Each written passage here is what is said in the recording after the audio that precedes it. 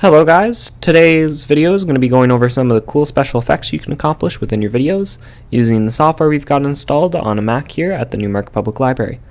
In today's video you're going to be seeing 5 special effects that I've prepared. Each effect has been done using After Effects and Premiere. Today won't be a tutorial on how to do any of the special effects, but we'll just give you a general idea of some of the things that you can accomplish here. And without further ado, I hope you guys enjoy the video.